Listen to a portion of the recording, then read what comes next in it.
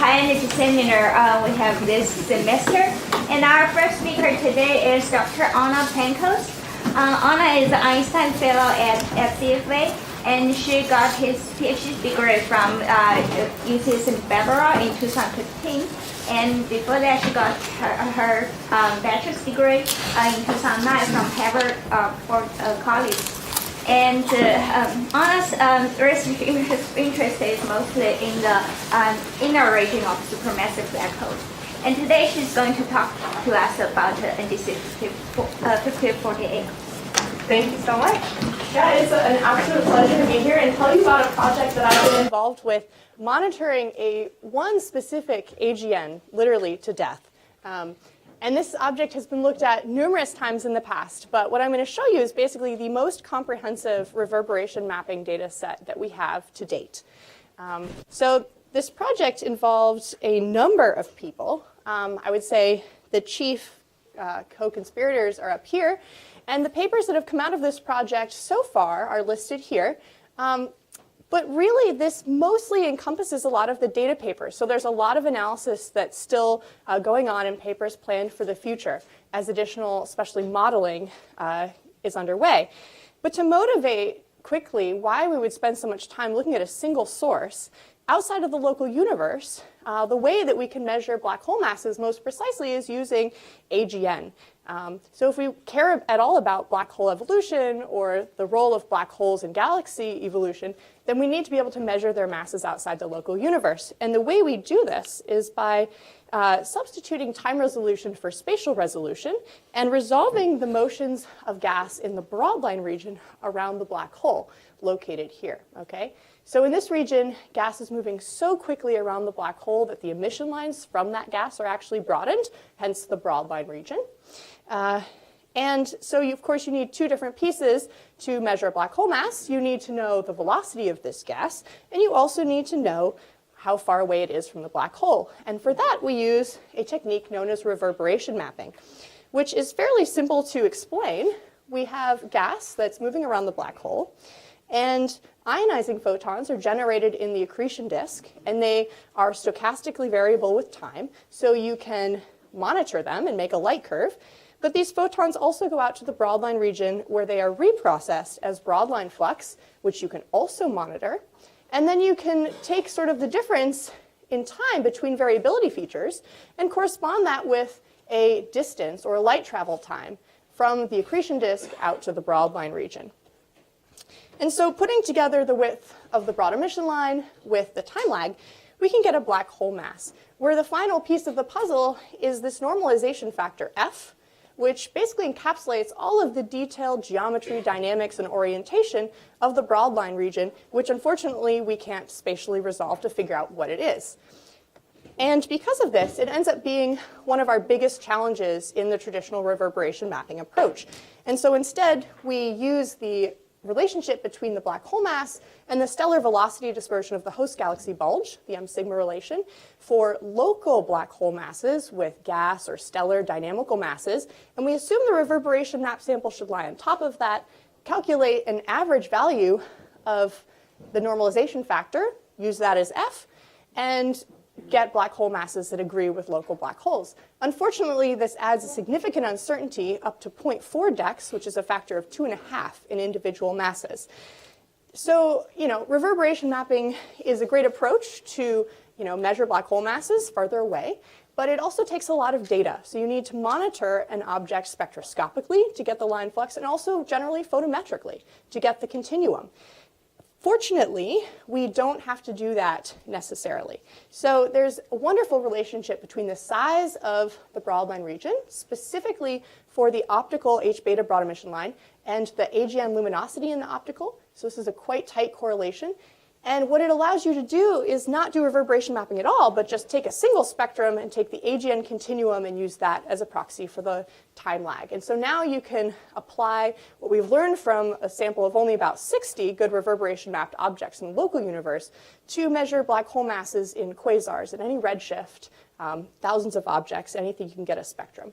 But of course, you still have a large uncertainty from things like the fact that you don't know what the structure of the broadline region is.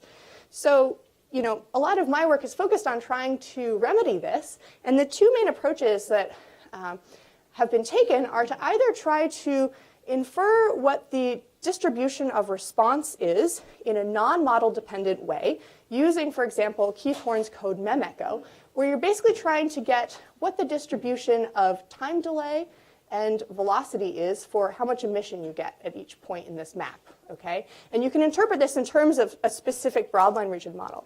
And what I've been working on is sort of the opposite approach, which is to take a specific broadline region model and model reverberation mapping directly, because then you can actually infer specific parameter values and their uncertainties. And both of these approaches really work together, because you can use this approach to see what the relevant physics is to include in these sorts of models. And so currently, both have to assume a model for the AGN continuum. Both assume that the line is being reprocessed more or less linearly. And of course, in one, you're allowed sort of a general smoothness criteria. That's all that you're assuming. And in the other, you're assuming very specific geometries. And so, we've gone on, generated a lot of really high quality reverberation mapping data, applied these sort of techniques to try to probe what's going on in the broadline region. But there are actually still a lot of open questions that our current data sets weren't able to solve, such as these. So very basic things, such as, do the optical and UV emission lines have the same broadline region? So basically, can we use a local sample of optical emission lines to say that we can robustly infer carbon-4 black hole mass measurements at higher redshift? Is it also a bad approximation to use the optical continuum instead of the true, or the UV, which is closer to the true ionizing continuum? Again, we're usually limited to the ground, so we have to use the optical continuum. We also wonder, when is linear response of the broad lines actually a good approximation? Because this is what all of our modeling methods actually assume. And finally, can we really treat the continuum source as a point source? Or is the accretion disk extended to the extent that that gets in the way of doing the sort of detailed modeling that we've been doing? So to try to answer many of those questions, a very large group of collaborators came together and joined the AGN Storm collaboration with the goal of doing reverberation mapping using HST. And this had been done, UV campaigns have been done a bit, mostly in the 90s, but this was by far the most extensive reverberation mapping data set that had been attempted. And so it's based on Hubble spectroscopy, 171 usable epochs spanning 6 months, as well as swift monitoring over about 4 months, 282 usable epochs. And so we have everything from the X-rays, even just from space, down to the V-band. We also had 4 epochs of Chandra data. And then just to overwhelm you further, we had numerous ground-based monitoring campaigns that extended things all the way down to the near-infrared. So we're basically trying to monitor every possible wavelength we can easily. And in addition to photometric monitoring, we are also monitoring spectroscopically. So in the UV, we were using COS to look at Lyman alpha and carbon-4. And then in the optical, we were mostly focused around H beta, including some epochs to look at things like H alpha and H gamma, a little bit wider wavelength range. But this is really quite an extensive data set compared to what you usually get for reverberation mapping. So these are the general results that you might try to get using these sorts of data. Our goals were to measure the time lags between the AGN continuum bands, all the way from the X-ray out to the near-infrared. And what this can tell us is the structure of the accretion disk, and also possibly test where are the variability features coming from. Do they actually start in the X-rays or not? Another thing we can do is measure time lags for every broad emission line, even if it doesn't have very high signal to noise. So everything from H beta, Lyman alpha, carbon-4, helium-2, and silicon-4. Then for those objects, or those broad emission lines where we have high signal to noise, such as Lyman alpha, H beta, and carbon-4, we can actually do detailed modeling and look at velocity resolved time lags across the broad emission line profile to actually try to probe the broadline region geometry and dynamics. And instead of these, I won't call them simple objectives, we actually found quite a few surprises. So that's what I'm actually going to focus on for the rest of my talk, because at every turn, this data set has basically presented us with things we didn't necessarily expect to find, which I find incredibly interesting. And I think, it's spawned so many papers already. So the first surprise was that the line and continuum decorrelated about halfway through the observing campaign. And this is very strange if you're used to reverberation mapping, because the fact that they correlate with one another is the basic assumption we make in reverberation mapping. So to show you where this is happening, you can look at the UV continuum as well as some lines. And the decorrelation happens around here, from here to about here. And so you can see here the UV is sort of going up.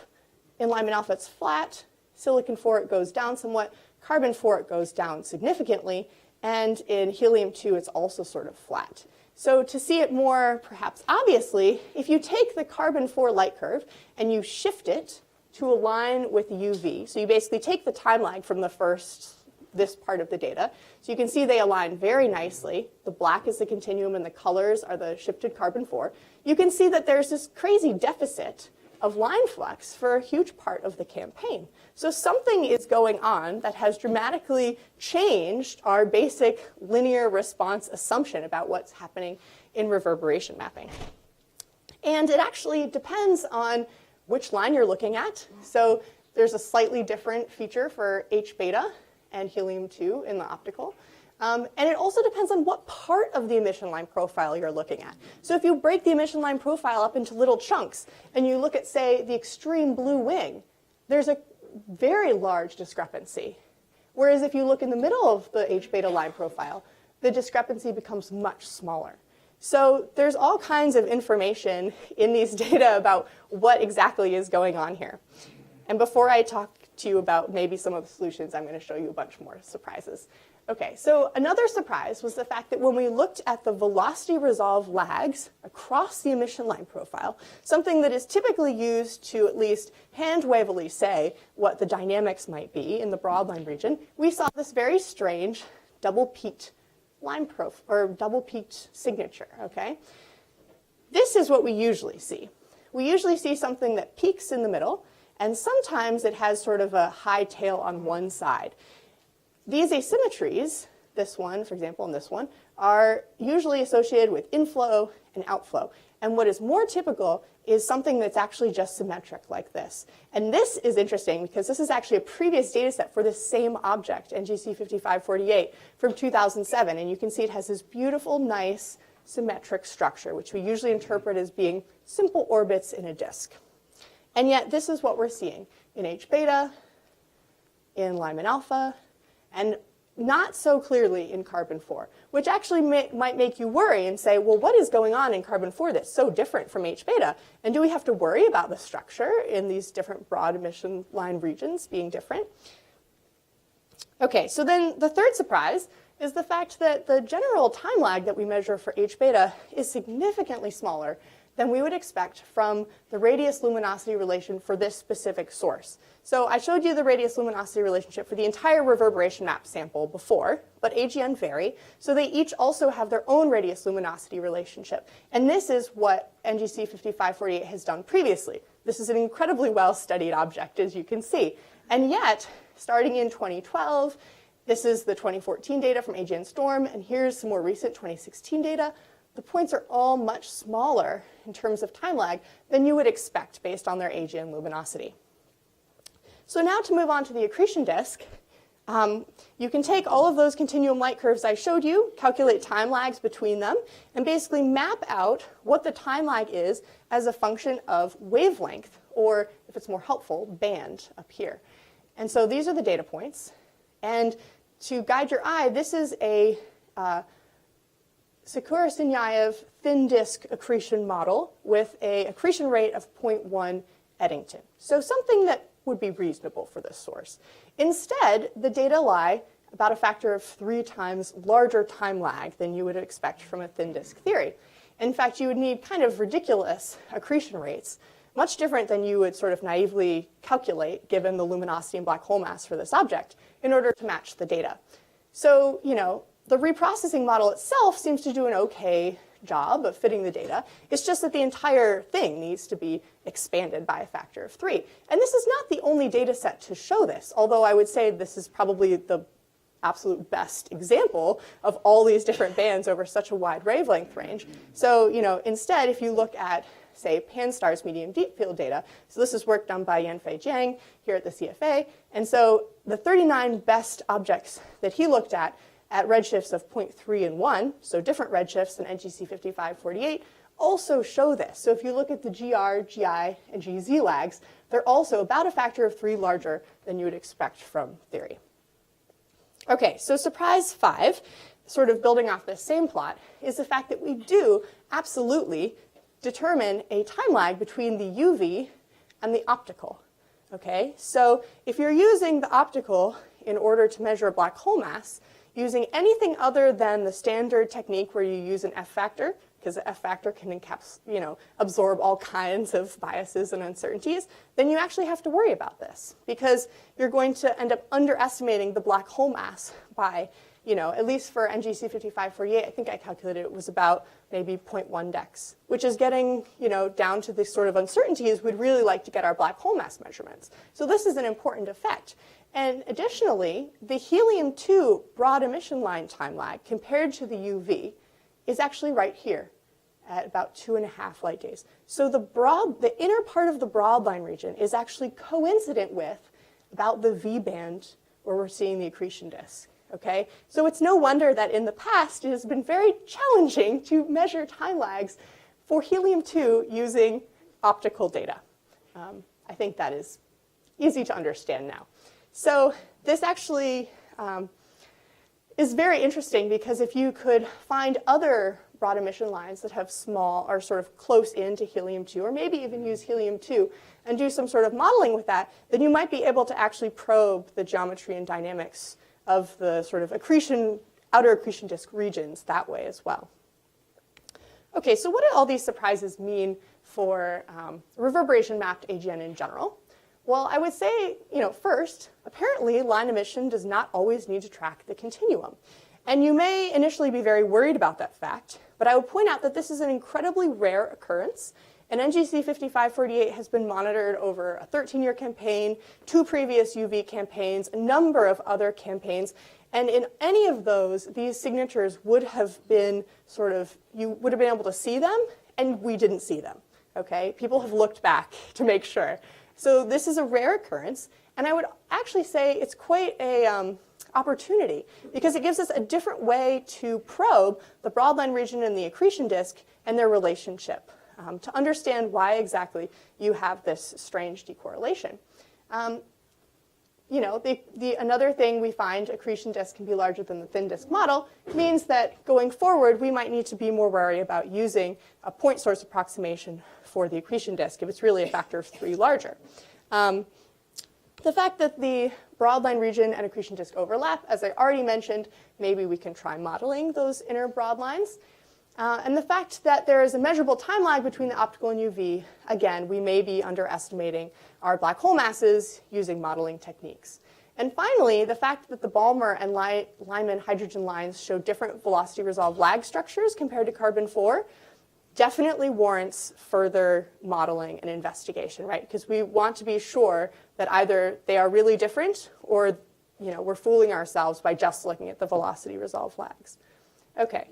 So these are sort of the last 3 things I wanted to talk about. Why exactly the continuum and line decorrelate, what the differences are between the H-beta and carbon-4 broadlines, and also just point out that especially if this lag between the UV and optical is going to be really important for, optical reverberation mapping data sets going forward, then really what we need is to do another experiment like this on a higher luminosity AGN from space. So, we will continue proposing. Hopefully, eventually, we'll be able to repeat this and have another spectacular reverberation mapping data set. But until that happens, this is the best that we have. Okay, so in terms of the differences between the H-beta and carbon-4 broadline region, the first step has been for Keith Horan to use his MEM-ECHO code to basically infer what the response function or velocity delay map is for Lyman alpha, carbon-4, and H-beta. And unlike in the case of the velocity resolved time lags, he actually finds a very coherent picture for all three lines. And what that coherent picture is an inclined disk with a clear outer boundary and more emission sort of in the front face or the near side of this disk. And this actually explains some of the strange things that we've observed. It actually explains why the velocity resolved time lags were double peaked. And it also explains why we were measuring such small time lags for this object. Because if you imagine this little picture down here, all of the time lags that you're getting are going to be much shorter than you would otherwise have gotten if you had isotropically illuminated this entire disk. So looking at sort of the inner and outer radii that Keith sort of eyeballs from the velocity delay maps, he sees that if it were isotropically distributed, you'd actually measure a time lag that's about 20 light days, which is exactly what you'd expect from the radius-luminosity relationship for this source. So that sort of also solves this issue of why the broadband region seems so small. It's not really small. We're just seeing emission from some part of it. So basically what we're going to be doing going forward, and is work in progress, is taking all of this information from Keith's newly completed velocity delay maps and adding that all into the broadband region modeling approach, which is what I've been working on, in order to apply the most physically motivated model for this specific object, because the data are simply superb. So I think we're going to be able to get a lot of information out. We just need to make sure we're asking the right question and including, the right information. There we go. I'm sure it'll show up eventually. There we go. Okay, so finally, why did the continuum and line emission decorrelate? And in all honesty, this is something that we haven't completely figured out, although I would say there are hints at what might be going on. So the evidence is that we have high ionization collisionally excited lines that are more decorrelated than lower ionization lines. And what this means is that we have more missing high energy photons above 54 eV than we have missing 13.6 eV photons. The second piece of information is that the flux has decreased compared to what it should have by about 15 to 20%. So you know that there's some missing energy, and you can try to look at where this energy is. And the third piece of information is that if you look at X-ray spectra, you actually see that there is a soft excess during this decorrelation phase. And it seems to be only there during the decorrelation phase. So here are, swift spectra that are binned to, basically before the decorrelation and during the decorrelation. And if you look at just the 4 Chandra spectra, you can see this soft excess. It might be hard for you in the back to see. But in just these 2 spectra, there's some soft excess there. So there's sort of 2 options that would explain this situation. One is a moving veil that's temporarily obscuring the view of the accretion disk from the perspective of the broadband region. And the second is a temporary change in the intrinsic SED that the broadband region is seeing, especially that reduces photons more than 54 eV. So, we don't have any strong evidence, I would say, favoring one or the other, but everything actually points to option 2. The main thing being the fact that if you look at the X-ray spectra and you do some very simple modeling, a Worm-Comptonization model fits well along with other models, and a partial covering absorber model does not fit well. So you might imagine that the photons that would otherwise go out and generate your Lyman alpha and carbon 4 emission are actually being Compton upscattered and generating your soft excess in the X-rays. So that is one idea. I would, of course, love to hear any other ideas you can throw out. So in conclusion, this is just an incredibly rich data set that we're still in the process of wading through. And instead of reading through all of these things, I just want to say that, in general, the AGN Storm collaboration has been incredibly open to including new people from the community who are interested in the science and have something to contribute. So if any of these topics sound interesting to you, if you can think of anything else you'd like to do with this amazing data set, please talk to me or contact the PI, Brad Peterson, because we've already had a bunch of interest from the community, and people have come in and collaborated on this work, and it's frankly been a lot of fun. So thank you so much.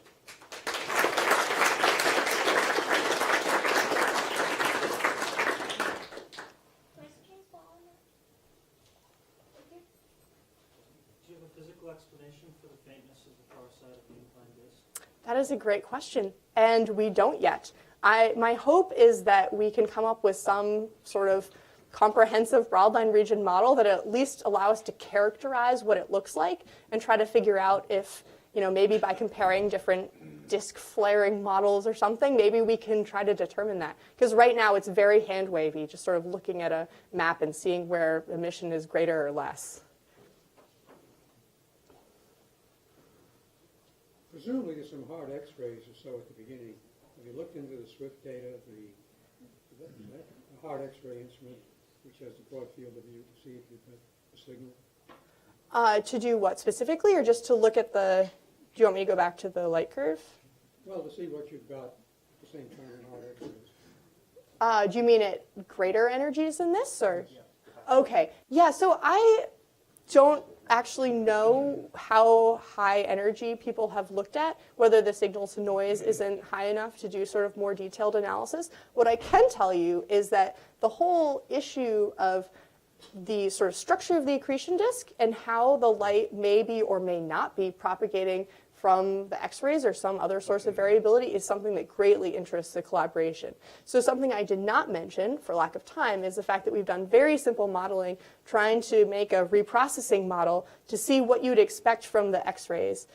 So I hope that more analysis, perhaps using higher X-ray, higher energy X-ray data might be forthcoming.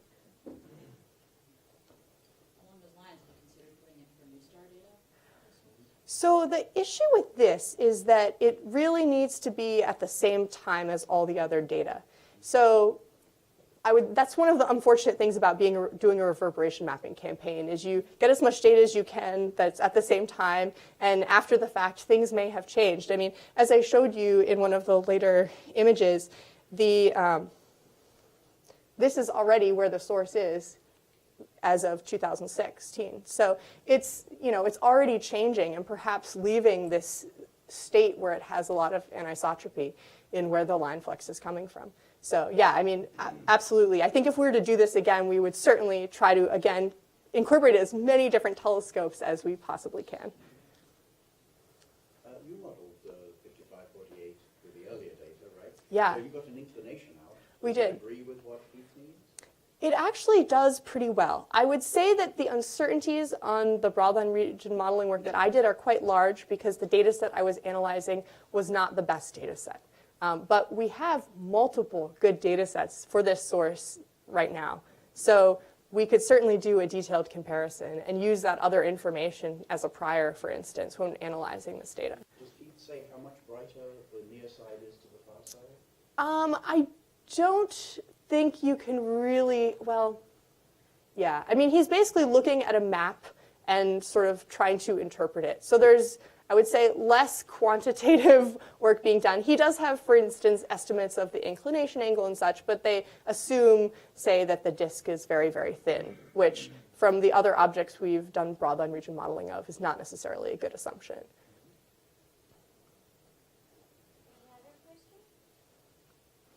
So in your interpretation of why the carbon 4 and the H beta are different is due to the X-ray continuum, does that mean that the emitting regions can still be the same?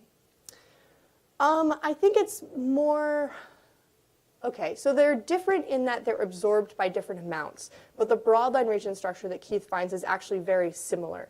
So yeah, I guess they're the two things. And the difference in why they're absorbed, I think, is just due to the energy of the photons that photoionize the gas, or collisionally excited, whatever. If there's no other questions, please think on that.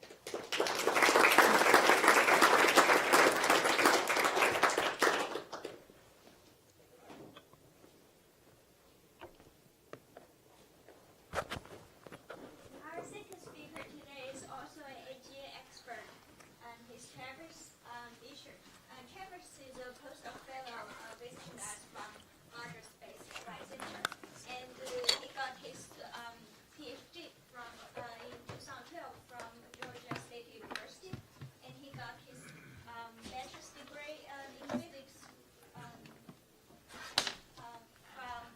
University of Wisconsin, Whitewater. There you go. Thanks.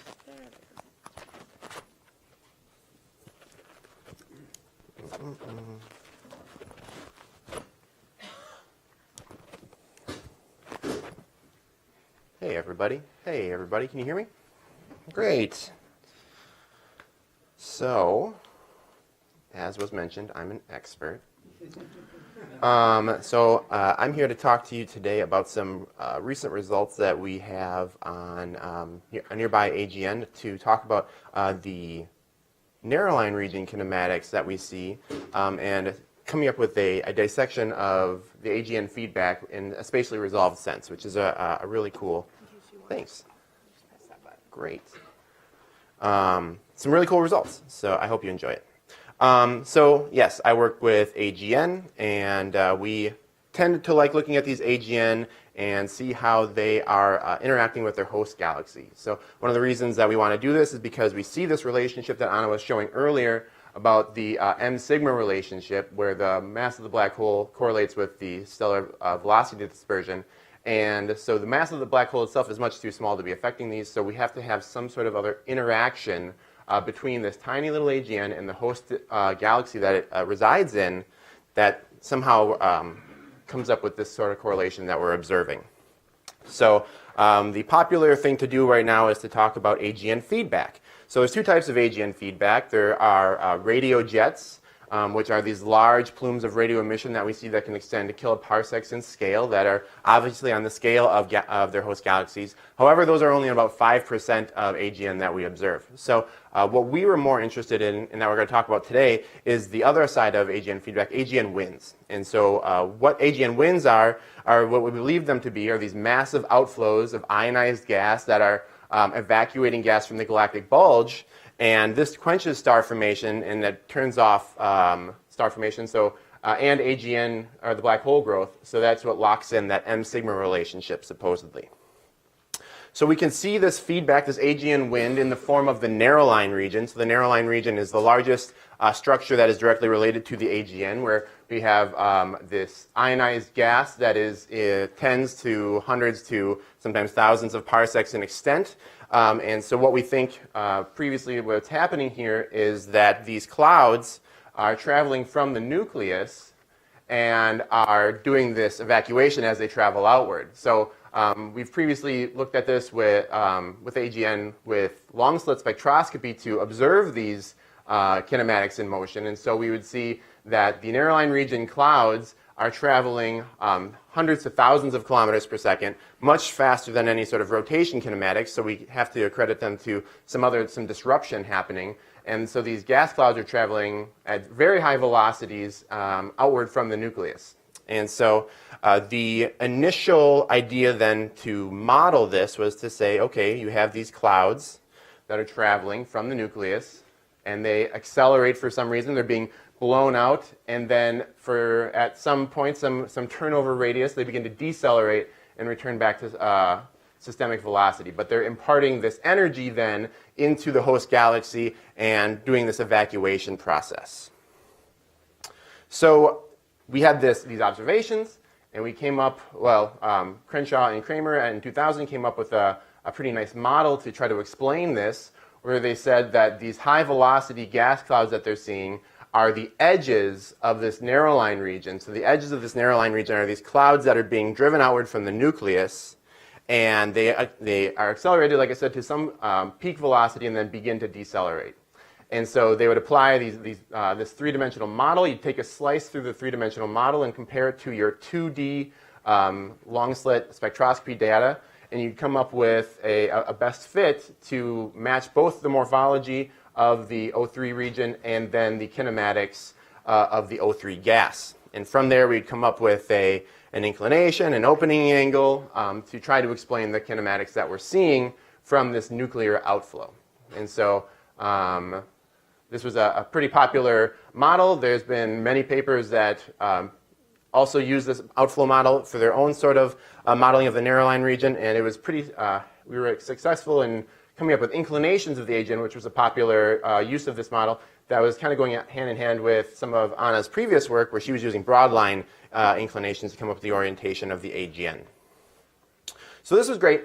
We used it for a ton of AGN to try to come up with the inclinations and the opening angles and the outflows for all of these different narrowline regions.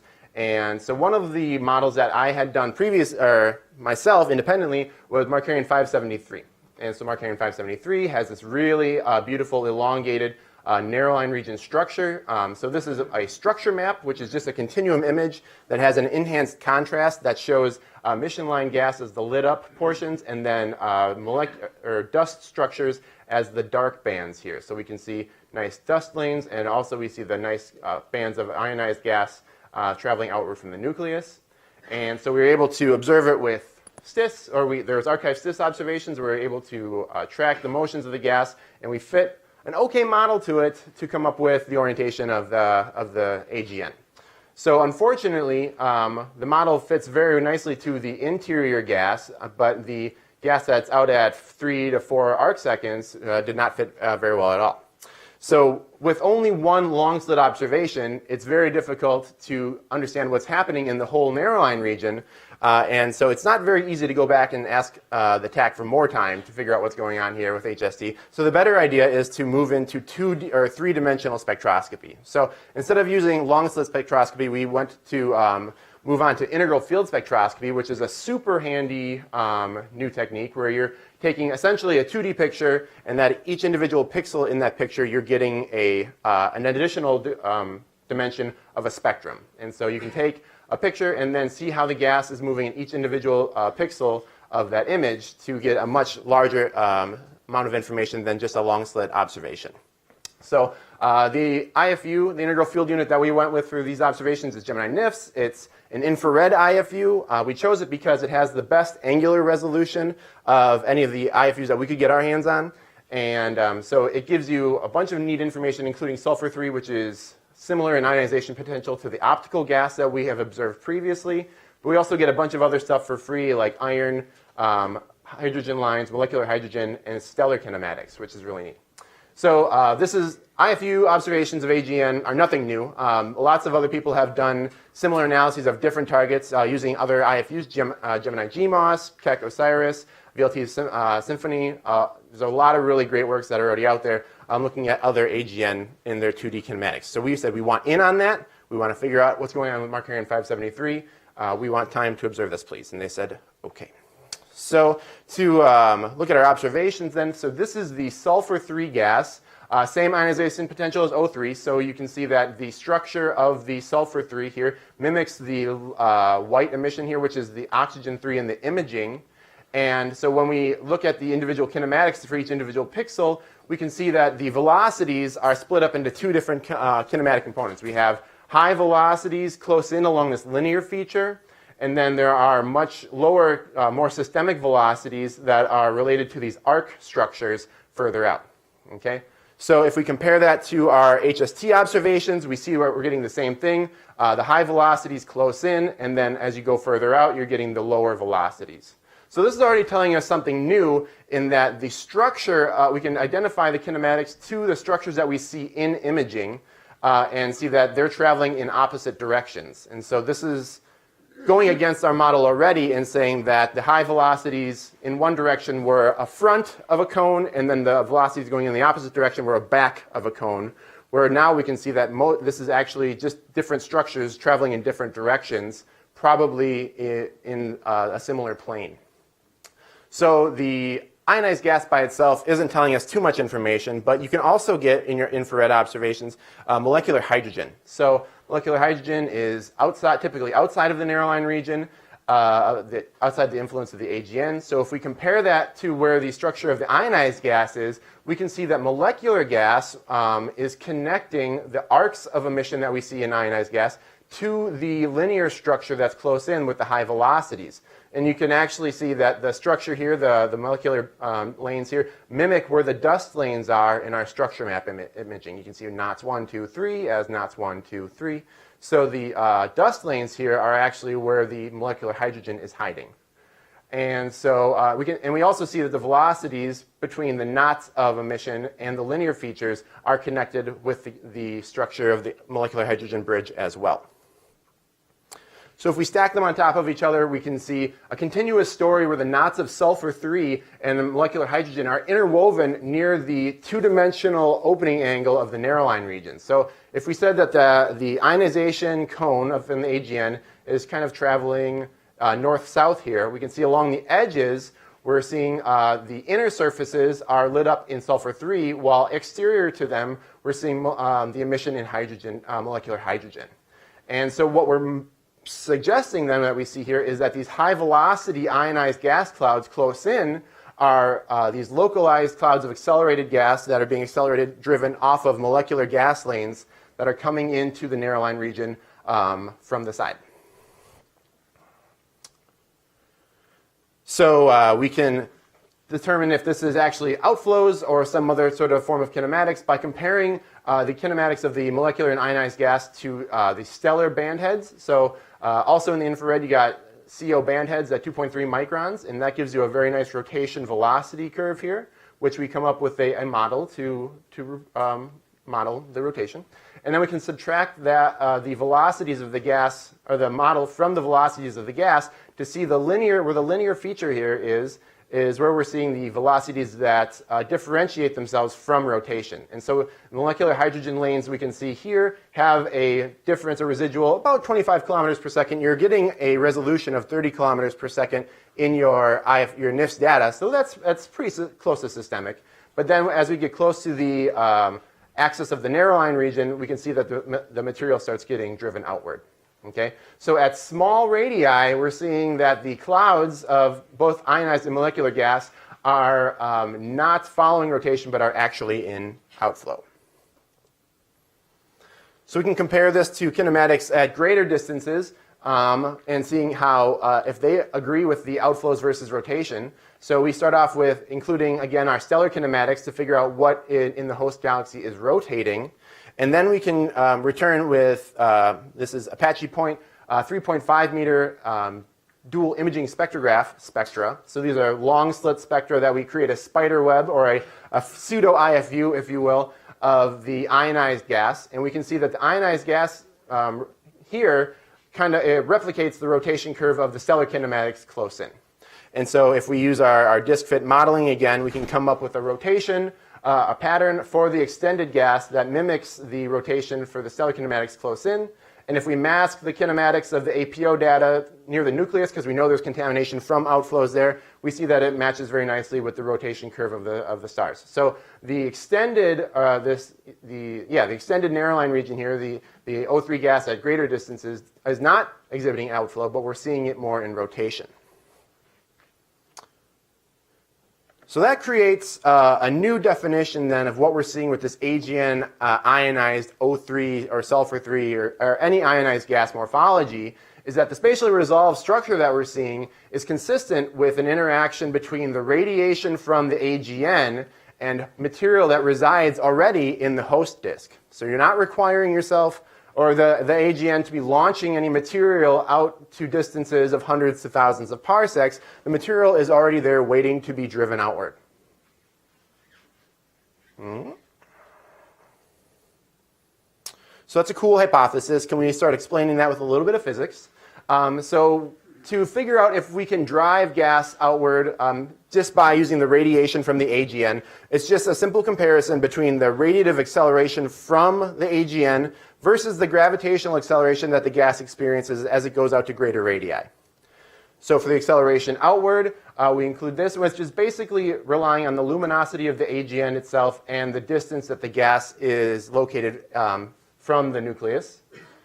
And then for the gravitational potential, gravitational acceleration, we just need to understand what the mass function is of that galaxy as a function of radius. As you go further out from the black hole, you're going to encircle more and more mass. And so you need to account for that as a function of radius. And so to do this, we just took imaging, continuum imaging from Markarian 573, and we used GalFit to give us the light distribution of the host disk. And that allows us to get a mass distribution when we use a specific mass-to-light ratio, as determined by Terzic and Graham previously. So we can use that as our mass distribution as a function of radius. So if we include those together, that gives us a new equation which allows us to calculate the velocity of a gas cloud over a certain step in radii. So we can use this to play some games. If we launch clouds at specific radii, we can see that driving of these gas clouds is not going to be possible in the setting of Markarian 573 at any distances that are greater than, or less, you can't drive anything that's greater than 1 kiloparsec. You're going to have a bad time up to anything around 600 to 800 parsecs. So that's already interesting. And then we can see if we put that cloud at 200 parsecs and try to launch it out at different Eddington ratios, we're going to have a bad time if we're having our Eddington ratio of anything less than 0.75 or something blaring at Eddington. So the AGN needs to be fairly luminous for its mass to be able to drive material outward. So what can we do to determine where these knots originate in Markarian 573?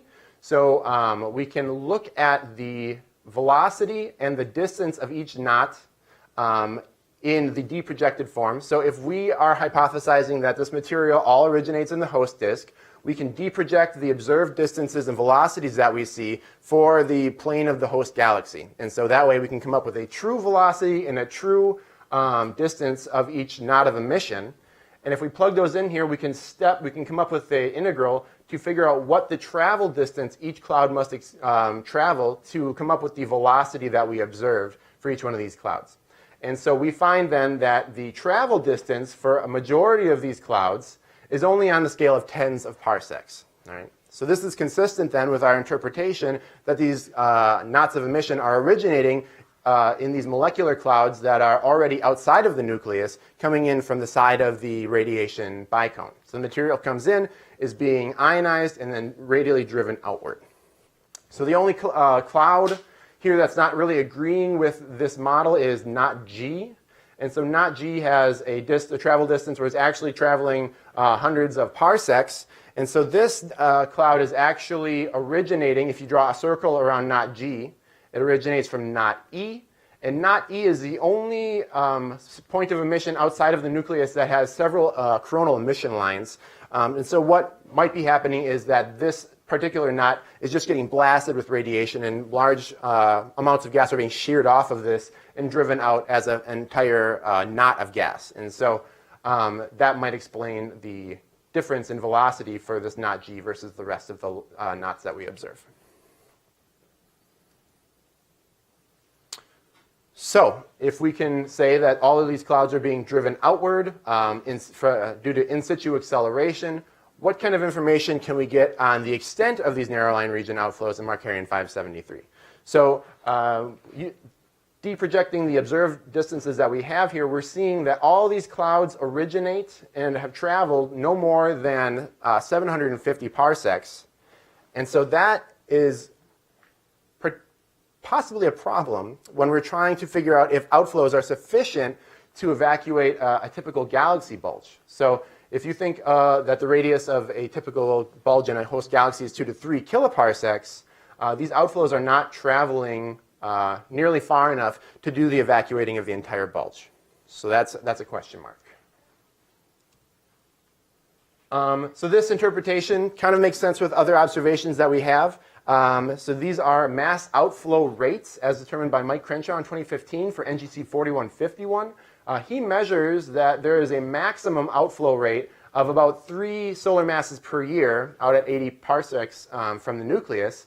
And with an accretion rate of only 1/10 of a solar mass per year, you're blaring out 200 times the amount of material that you're actually eating. So at that rate, you should extinguish the AGN immediately and not have any sort of narrow line region outflows at all. So if we use our different interpretation where the gas is actually accelerated off the host disk, we can start coming up with values like this that without requiring an extinguishing of the AGN in this nucleus. So does this interpretation of feedback also become applicable to other targets that we've looked at? So previously, I looked at a ton of AGN with archival STIS observations to fit our biconical outflow models to.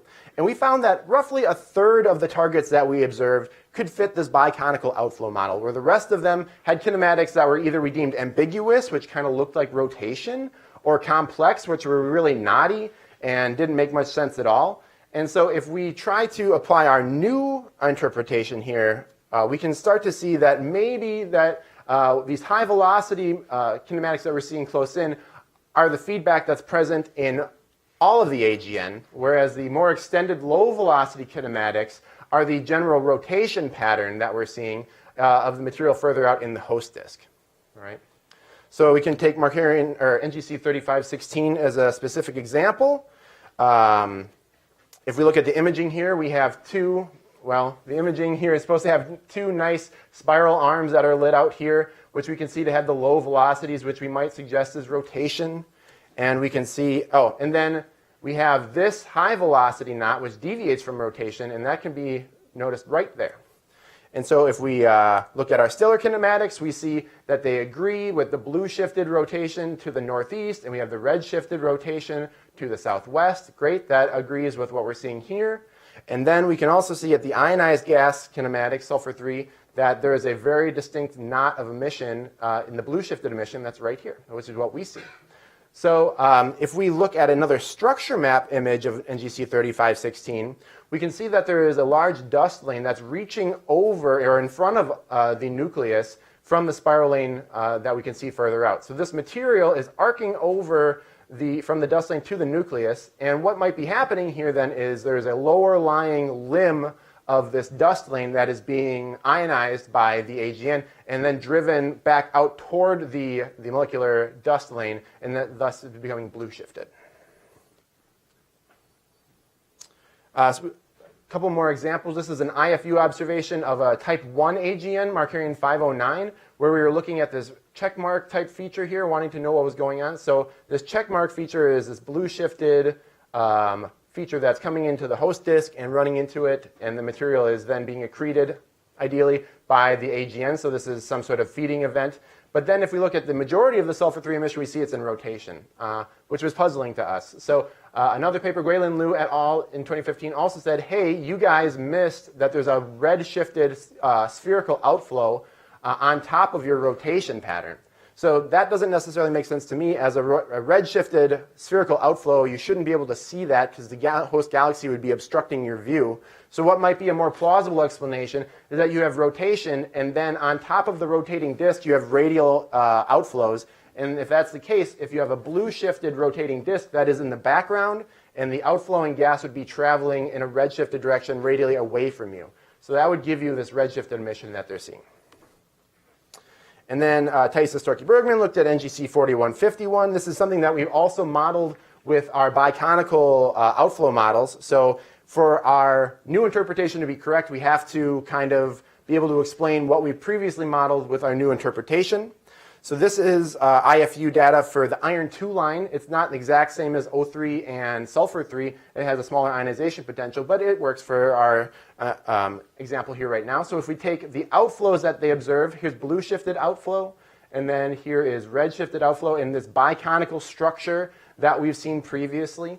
So we can see that this is the ionized gas. And then if we take the molecular gas, we can see that it's already perpendicular to the ionized outflows, and we can stack that on top of each other. And what we begin to see is the structure of a disk, where the molecular hydrogen lanes are rotating in and to the ionization bicone and beginning to get blown out.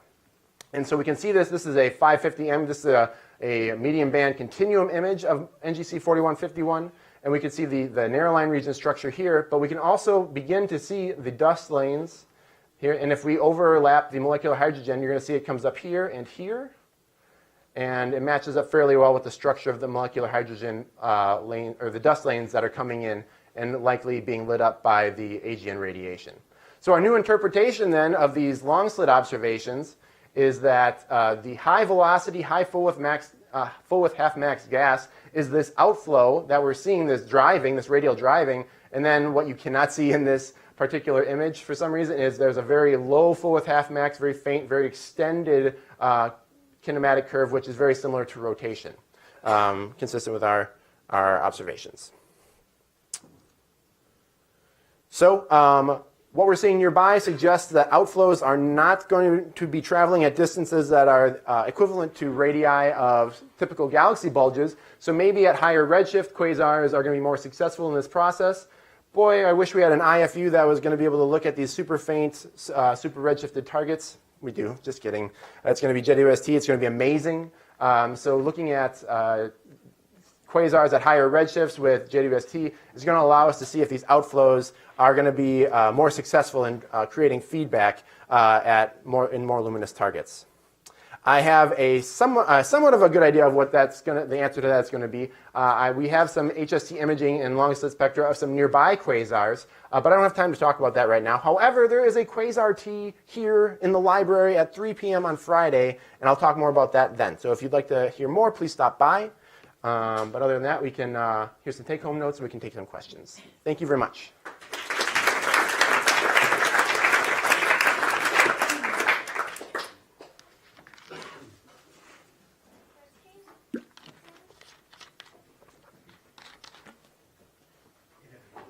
So you got the travel distance by saying how long would it take to get to the velocity that you see? That's right. So you have an Tended to rise up rather quickly and then level off. So is it that, do they reach that asymptotic? So the graph you're talking about is this graph? Yes. Right. So this graph assumes that these clouds are staying intact and traveling out to those distances. So the velocities that are coming at 0 to 200 kilometers or 200 parsecs are accurate for clouds that originate there. However, those clouds probably don't exist as they get because they've been dissipated by the time that they're at any further distance. So they can't reach these velocities of 1,000, 2,000, 3,000 kilometers per second that we can observe spatially. So we do see giant full-width half-maxes of 2,000 kilometers per second near the nucleus for even type 2 AGN. And so what that might be is this isotropic expanding of these clouds that are within that very small radius, traveling in all directions before they get dispersed and dissipated. But when we look at the spatially resolved individual discrete knots of emission, they don't have these giant full-width half-maxes, and they don't have these giant velocities. And so if we include those discrete knots in our calculations, they can only have traveled X amount of tens of parsecs to come up with that velocity that we observe.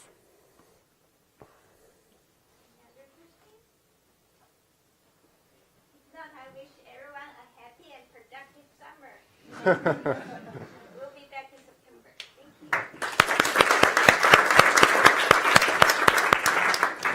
you. Thank you so much for having me. Really appreciate it.